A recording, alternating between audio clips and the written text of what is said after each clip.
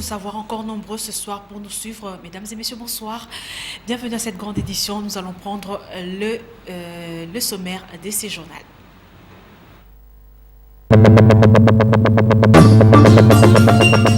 Intense activité à la primature. Samalou Kondé a échangé respectivement avec le ministre burundais des Affaires étrangères, Shigiro, et le caucus des députés nationaux de la province du Kwango. Les travaux de la réhabilitation de la route Kimwenza sont aux arrêts. Le cas du tronçon Mbolé et Ezo qui est presque abandonné.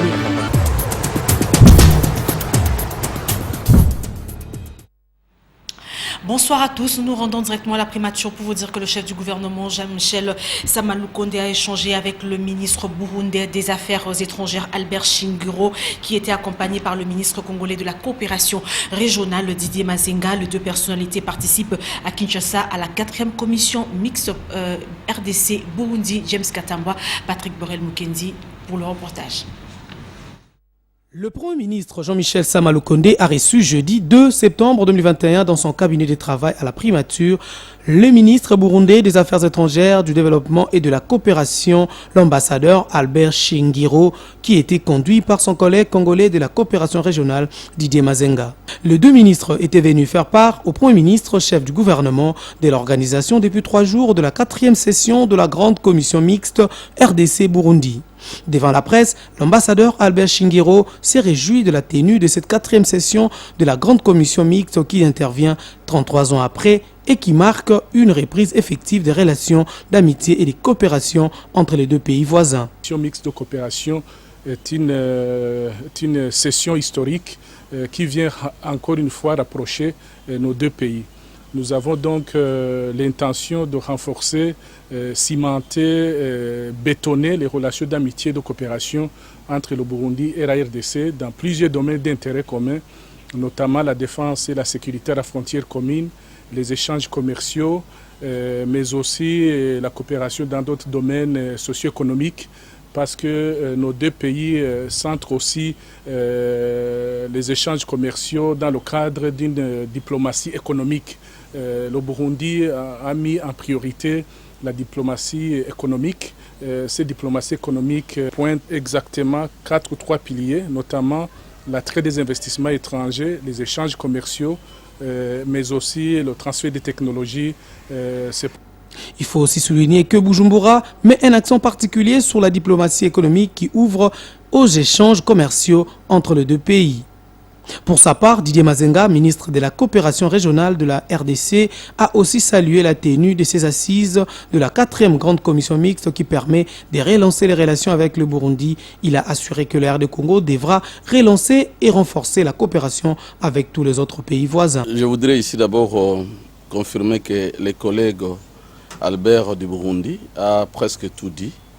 Et dans le cadre de la grande commission mixte, dont la 4e, RDC Burundi, nous voudrions aussi rappeler que cette commission vient d'être organisée après 33 ans. Les experts des deux pays travaillent d'arrache-pied pour pouvoir s'attendre sur certains accords et autres.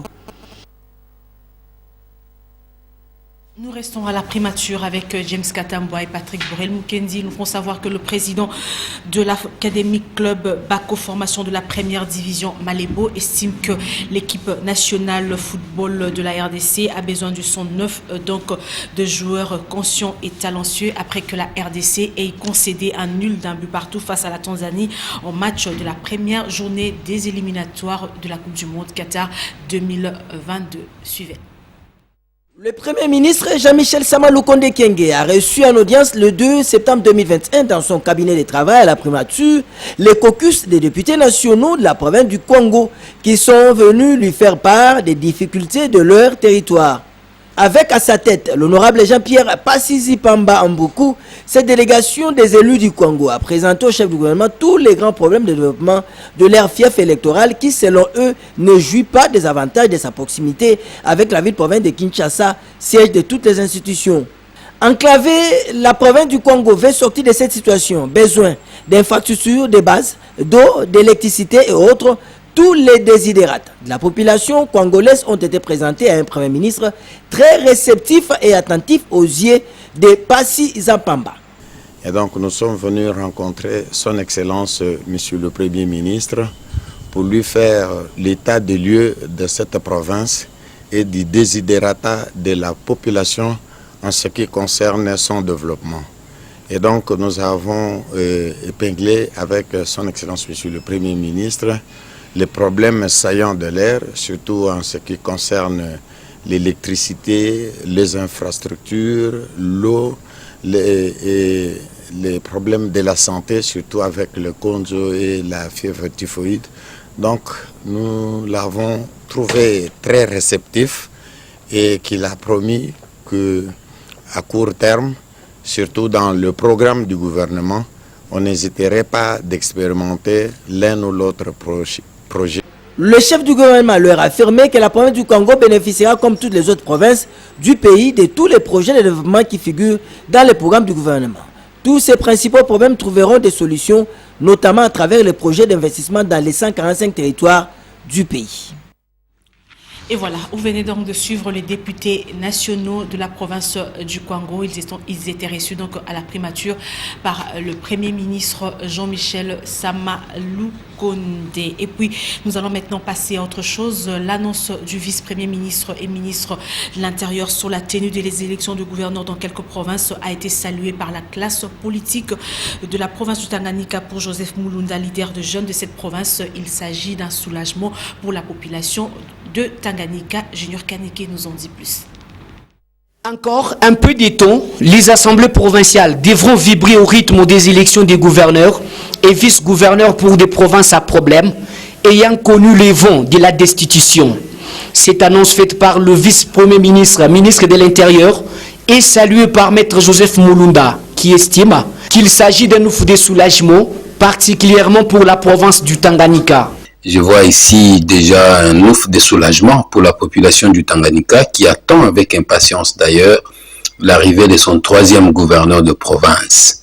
Après la destitution de son Excellence Zoé Kabila, je crois qu'il était temps que l'on puisse procéder à l'organisation de cette élection-là pour effectivement soulager la misère de la population parce que depuis un temps, la province est pratiquement au point mort. On ne pouvait pas attendre encore longtemps. Pour ces jeunes leaders responsables des associations des jeunes, la jeunesse du Tanganyika est déjà prête pour affronter ces élections et n'exclut aucune hypothèse de s'y présenter. Je pense que la jeunesse est prête.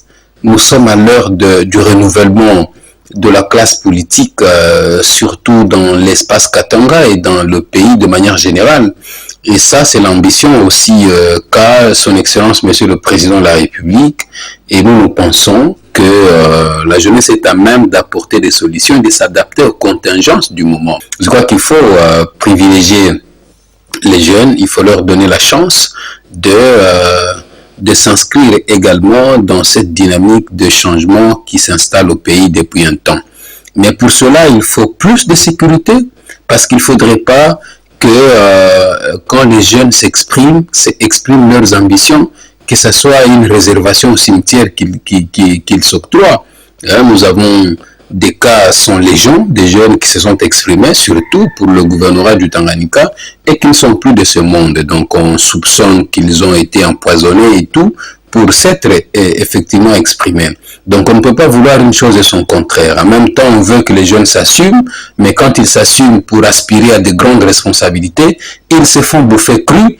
C'est depuis plus de 5 mois que la province du Tanganyika est dirigée par le vice-gouverneur, suite à la déchéance de Zoé Kabila Mwanzambala. L'actualité, c'est aussi l'audience à la haute cour militaire siégeant en matière répressive au premier degré dans l'affaire commissaire divisionnaire André adjoint Palanga Nawège Elvis poursuivi pour la prévention d'homicide involontaire. Entendu ce jeudi 2 septembre 2021, le renseignant commissaire supérieur adjoint Michel Paloukou, ces derniers a déposé sur le déroulement de l'exercice des tirs à Kassangoulou à la première vague. Sylvain Kapombo-Bosengele pour les détails. L'instruction de l'affaire commissaire divisionnaire adjoint Palanga Nawège Elvis, prévenu d'homicide involontaire, se poursuit sans désemparer devant la haute cour militaire avec l'audition des témoins. À l'audience de jeudi 2 septembre 2021, la haute juridiction militaire a entendu le commissaire supérieur adjoint Michel Paloukou en qualité de renseignant. Les comparants est l'un des instructeurs qui avait supervisé l'exercice des tirs organisé par le général Elvis le 16 décembre 2019 à Kassangoulou. Dans sa déposition, il a soutenu qu'il avait participé à la séance de tir à la première vague et avoir fait usage de son arme GP. Mais à la question de la Cour aux renseignants sur les instructions données par les prévenus aux instructeurs de ne tirer qu'avec l'arme AK, le major Paloukou a dit ne pas entendre parler de la dite instruction et la réaction de l'accusé. J'avais donné l'ordre en général de tirer avec l'arme AK-45 à la hauteur de 5 mètres pour les instructeurs. Et les instructeurs ont compris cette instruction et c'est pourquoi, lorsque nous sommes descendus, j'ai appelé le commandant 6e bataillon pour amener les armes afin que nous puissions commencer l'exercice. J'ai donné l'ordre de tirer avec la. Hormis les armes AK utilisées lors du dit exercice de Kassangoulou, il a été aussi constaté l'utilisation des pistolets par les instructeurs.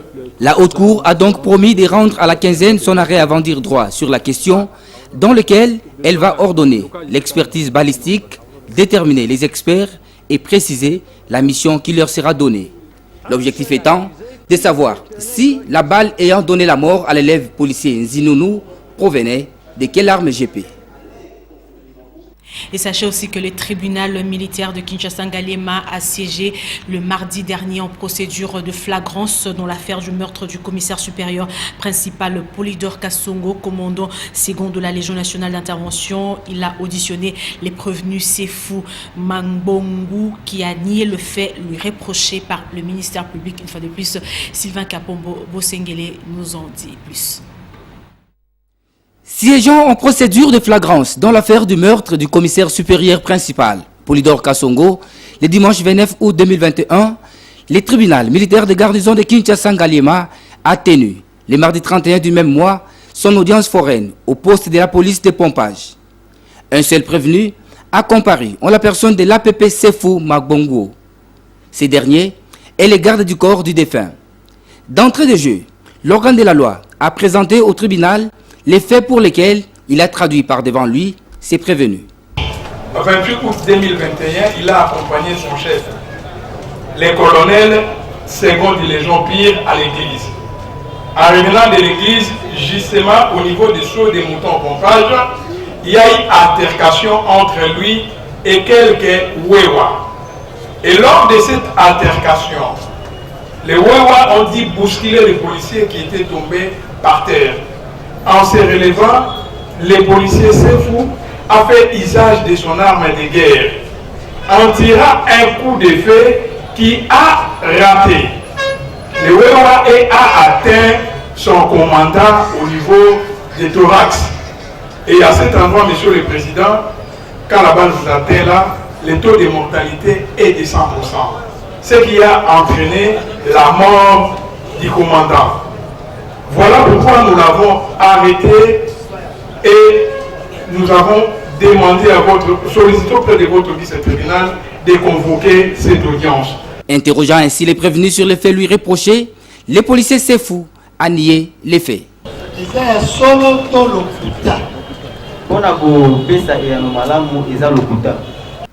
La dite affaire n'a pas été plaidée les mêmes jours et pour cause, la partie civile Bakadiona Badibanga Magui, La veuve du défunt, représentée par Maître Jimmy Ngoyi, a sollicité du tribunal la comparution de la République démocratique du Congo, civilement responsable, afin de bénéficier des dommages et intérêts pour les préjudices subis. Après avis favorable des parties, la cause a été renvoyée à 2 semaines, c'est-à-dire le mardi 13 septembre 2021. De la justice militaire à la santé, il faut respecter scrupuleusement les mesures barrières et se faire vacciner. Ce sont le propos du docteur Jean-Jacques Mouyembe, coordonnateur technique de la riposte contre la Covid-19. Il l'a dit au cours d'une conférence de presse animée hier jeudi à l'amphithéâtre de l'INRB Papikatasi. Bien que la 3e vague soit derrière nous, mais nous devons continuer à nous conduire conséquemment. A annoncé le coordonnateur technique de la riposte contre la Covid-19, le professeur Jean-Jacques Mouyembe Tanfoum, au cours du point de presse de ce jeudi 2 septembre 2021 à l'amphithéâtre de l'INRB. Pour éviter une éventuelle arrivée de la 4e vague, il a, sur ce, martelé que nous devons continuer à respecter scrupuleusement les mesures barrières et se faire vacciner, bien que la cible principale soit les personnes âgées et celles vivant avec comorbidité. Quand nous voyons dans notre pays ici, le plus exposé pour ceux qui font la maladie, ce sont surtout les adultes. Et la sévérité est beaucoup plus grande chez les adultes qui ont des comorbidités. La maladie est relativement, nous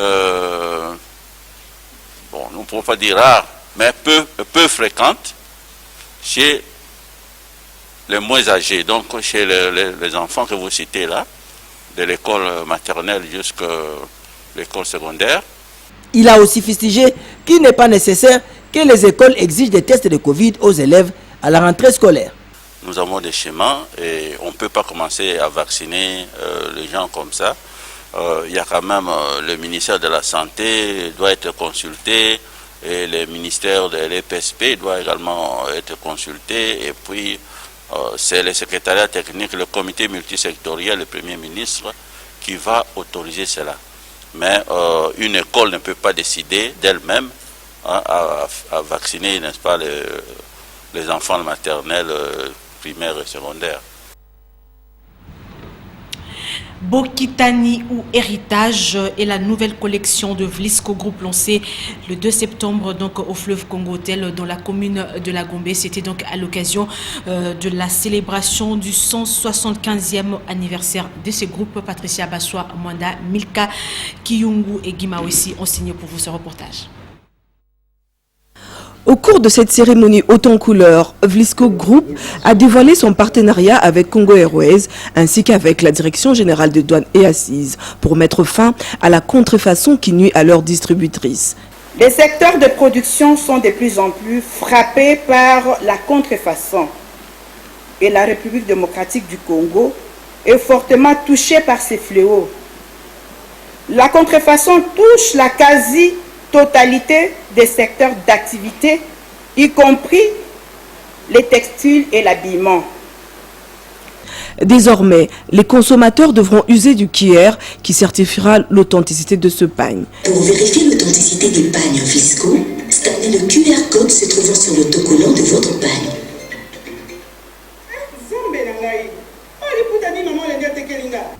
La collection Bokitani ou Héritage en français n'est entre autres que les mélanges de pagnes Vlisco qui ont fait parler d'eux, tels que l'Itungulu, Ascaris et tant d'autres, qu'on retrouve dans un seul motif. La qualité éprouvée de nos tissus et la valeur qui leur a toujours été accordée les ont en outre érigés en un véritable produit d'investissement pour la femme africaine. Cette balade de culture n'a pas laissé la ministre de tutelle indifférente, d'où son plaidoyer pour l'authenticité des dessins sur le pagne avec des dessins purement congolais. C'est ici aussi l'occasion pour moi d'appeler le management de Vlisco à identifier des motifs typiquement congolais, reflétant notre histoire, qui doivent entrer dans l'histoire future de Vlisco et les exposer dans un musée de modélisme que Vlisco pourrait envisager en synergie avec la République démocratique du Congo. Notons que l'histoire de Vlisco a débuté en Indonésie avec l'impression mécanique de motifs batiks à la cire, mais dès la fin du 19e siècle. Lorsque certains de ces dessins arrivent par hasard en Afrique, l'histoire de Vlisco devient celle de femmes africaines. Et dans le reste de l'actualité, la directrice déléguée du Centre Wallonie-Bruxelles, Catherine Brahi, a animé une conférence de presse ce vendredi 3 septembre 2021 autour des activités littéraires qui seront organisées par la bibliothèque Taurine Mbongo Kangila Papi Katasi et Hugo Sangilai. Les mots de bienvenue de la directrice déléguée du Centre Wallonie-Bruxelles, l'heure était à l'annonce des activités tout culturelles qu'économiques prévues pour ce mois de septembre. À son tour, Richard Ali, responsable de la bibliothèque, a présenté les activités littéraires prévues pour les mois en cours et a saisi l'occasion pour annoncer l'ouverture de la bibliothèque.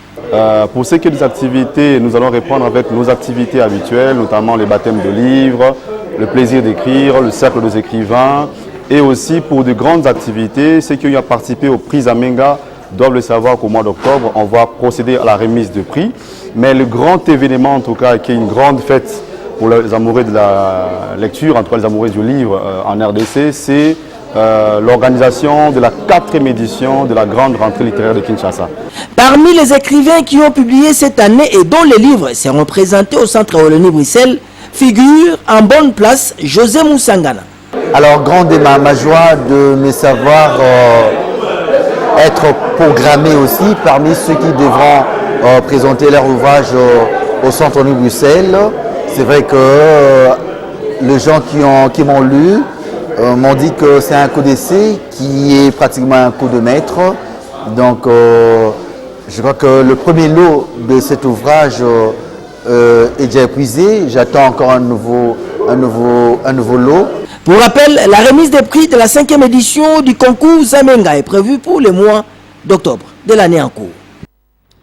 Nous l'annoncions au sommaire de ce journal, difficile d'emprunter la chaussée Kimwenza dans son tronçon compris entre Mbole et Ezo. Malgré les signaux positifs de la réhabilitation de cette route, les travaux n'avancent plus et la population se pose 1001 questions. Le constat a été fait sur place par Patricia Ndongo et Damien Maungu.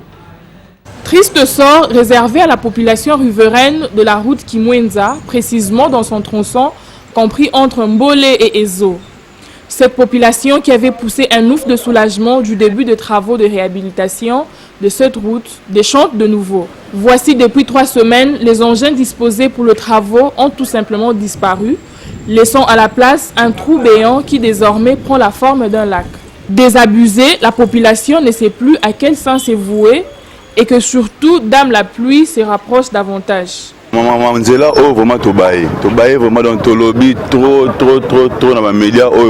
Nous demandons aux autorités de continuer les travaux qu'ils ont entamés.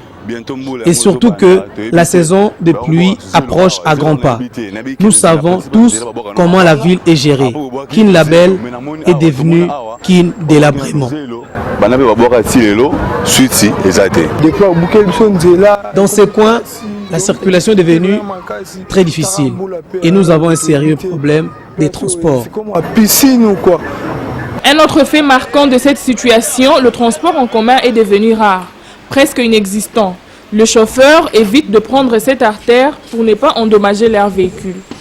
Nous évitons d'emprunter ces chemins pour éviter d'endommager nos véhicules. Et cette route est devenue impraticable. Nous demandons l'implication des autorités provinciales. Aux autorités politico-administratives de saisir la balle au banc pour rendre ces coins de la ville vivables. À présent, nous allons ouvrir la page sportive de ce journal. Nous allons commencer avec la première journée des éliminatoires de la Coupe du Monde Qatar 2020. La RDC, vous le savez, hier a concédé un nul face à la Tanzanie. Le président de l'Académie Club Rako Formation de la première division Malebo estime que l'équipe nationale a besoin du son neuf dont le jeune joueur est conscient et talentueux. Patrick Borel-Mukete.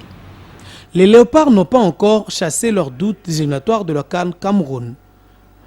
RDC Tanzanie, ni vainqueur ni vaincu, un but partout. Raf Congo, président de l'Académie Club Rako, juge la prestation moyenne. En tout cas, les Léopards n'ont pas été à la hauteur. Et la prestation était vraiment moyenne, donc ils n'ont pas pu, si c'est de faire de leurs adversaires, des Tanzaniens, qui jouaient en bloc et avec une cohésion. C'est comme ça que les Léopards n'ont pas pu s'en sortir. Alors, qu'est-ce que vous Pour RAF Congo, il faut étoffer cet effectif avec de nouveaux éléments. Je parie qu'il faudra reconstituer l'équipe parce que la plupart de ceux qui ont joué depuis l'époque, aujourd'hui, ils ne donnent pas le meilleur d'eux-mêmes. Ils ne sont pas cohérents, mais aussi question de vouloir réunir les joueurs à temps pour une bonne cohésion aussi. Je n'ai pas de pronostics à donner, mais il est question d'abord de commencer par reconstituer l'équipe et d'harmoniser au niveau de joueurs. C'est alors que ça va aller. Il faut vraiment travailler. Dès lors qu'on n'aura jamais travaillé, on n'aura pas atteindre de bons résultats. Si la RDC tient à une qualification au deuxième tour des éliminatoires de la Coupe du Monde Qatar 2022, il faudra revenir du Bénin avec un bon résultat. Chancel Mbemba et ses amis sont prévenus. D'une discipline à une autre, les léopards au volleyball, messieurs et dames, qui préparent les éliminatoires du mondial et le championnat d'Afrique de Nations senior dames qui seront organisés au Rwanda en ce mois de septembre, sont tous motivés d'aller plus loin dans cette compétition. Encore une fois, Patrick Borel-Moukiti. Les léopards volleyball, dames et messieurs, intensifient leur préparation à la salle des sports de l'hôtel du gouvernement pour mieux défendre les drapeaux de l'Air de Congo au Rwanda. Les hommes vont affronter les éliminatoires du mondial de la balle au filet, prévus du 5 au 16 septembre à l'Arena de Kigali. Puis les 14 joueuses participeront du 10 au 20 septembre 2021 au championnat des nations seniors. Après 4 semaines de préparation, les coachs camerounais de l'Air de Congo, Akoko Jean-René, évaluent le stage. Sur le plan de la couverture du programme, en termes de nombre d'heures et de nombre de séances faites, je crois que toutes les séances qui ont été prévues, nous sommes environ 30 séances d'entraînement chez les garçons et environ 24 chez les filles. Mais les filles auront encore plus de temps parce que, commençant la compétition un peu plus tard que les garçons, elles vont profiter encore du temps pour s'entraîner. Jusqu'aujourd'hui, les léopards volés sont orphelins. La prise en charge du gouvernement congolais aux fauves permettra d'ébomber leur morale avant d'aller au combat. Que ce soit l'équipe des filles que l'équipe de garçons, je pense que leur état et leur morale est au top. Question juste de voir la manière dont ces équipes-là se préparent. Et là, nous avons fait un effort de pouvoir réunir pratiquement tous nos athlètes, quels que soient les lieux où ils évoluent. Nous avons fait un effort de leur envoyer le billet pour qu'ils se retrouvent ici. Et je pense que pour une première fois, nous avons quasiment préparé cette équipe nationale ou ces équipes nationales dans les bonnes conditions. Pour ces tournois, l'objectif des deux côtés, masculin et féminin, est les podiums. Sport, suite et fin, plusieurs karatékas de Kinshasa suivent un séminaire international de renforcement de capacité dans la salle de sport du collège Oboto dans la commune de la Gombe. La cérémonie s'est donc déroulée en présence du président de la Ligue provinciale de karaté-do de Kinshasa, Mathura Ndaïlamboji, pour les détails. L'ego de l'acte 3 du séminaire technique sur les basiques de karaté-do a été donné par le président de la Ligue de karaté-do de Kinshasa, Christian Yikoa. Au total, 22 séminaristes qui prennent part à cette session de formation animée par les sœurs internationales Sensei Blaise Luba. Cette école du savoir, qui va durer 3 jours, aura comme objectif de relever les niveaux de karatéka quinois en général, mais surtout ceux de léopard en particulier. Le séminaire est avant tout un moment pendant lequel on apprend beaucoup de choses. Et nous avons vraiment été richement instruits, d'autant plus que l'expert de la journée est diplômé de la France et la France n'est pas la petite maison d'à côté. Donc nous avons eu à bénéficier des détails vraiment importants dans notre manière de faire et surtout du côté quand il a épinglé un petit point sur la préparation physique et aussi savoir combien de muscles dont nous avons besoin pour mettre en pratique et puis travailler l'explosivité. Un motif de joie pour le président de la Ligue de karaté-do de Kinshasa, Christian Yikoa. Alors, il a plu à la fédération d'organiser un séminaire international, de niveau international, de niveau technique pour tout le pays, en fait pour quelques points du pays. Ils ont commencé par le Nord Kivu, qui a eu à regrouper le Nord, le Sud Kivu et certains coins. En tant que président de karaté de Kinshasa, je ne peux qu'être heureux d'avoir été choisi parmi les ligues pour abriter ce séminaire. A noter que la Fédération de karaté-do du Congo, sous la conduite des maîtres Freddy Lankomo, organisera la première édition du tournoi d'amitié des pays des Grands Lacs du 23 au 26 septembre prochain à Goma, qui connaîtra la participation des 8 pays. À présent, nous allons prendre les parutions de journaux de ce vendredi 3 septembre 2021. C'est dans une sélection et un commentaire de Polydor Patrick Ngaziami. Place maintenant à la revue de presse.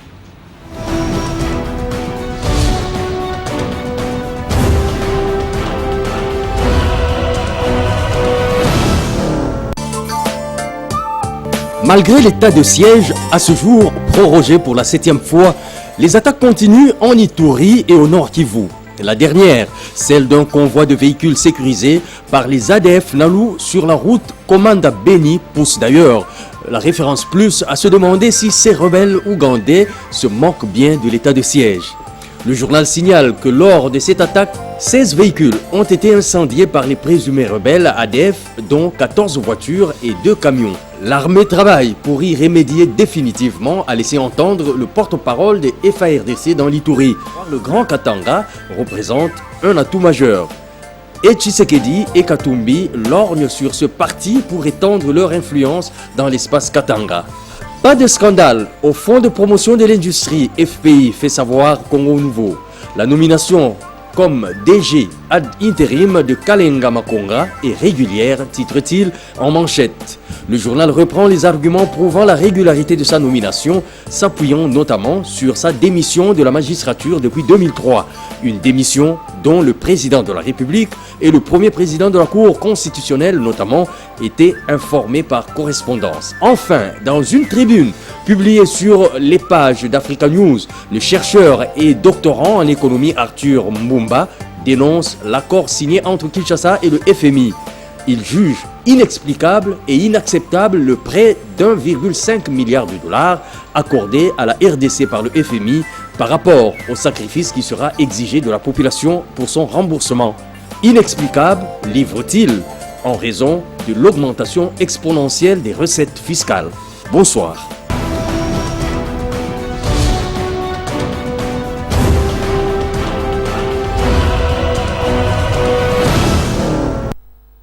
Merci Polydor. Ce journal est terminé. Nous allons prendre le rappel des titres. Intense activité à la primature.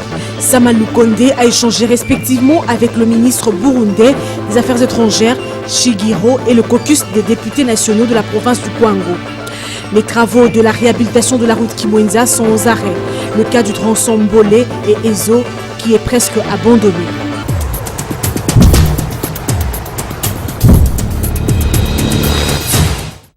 Et voilà, mesdames et messieurs, ce journal est complètement terminé. Merci à vous tous qui l'avez suivi. Ces remerciements, c'est au nom de Papi Katassi, chef d'édition, et toute l'équipe qui vous a tenu compagnie. Le prochain, c'est demain à 7h30. Vous retrouverez Esther Badi-Biabia qui sera là à 10h et à 12h. À 16h, Jenny Tamboué Malou vous présentera le journal en Lingala et James Katamboa pour la grande édition des 19h. Moi, je vous retrouve la semaine prochaine. Ça sera le matin, dès 7h30 à jeudi, avec le même plaisir. Bonsoir chez vous.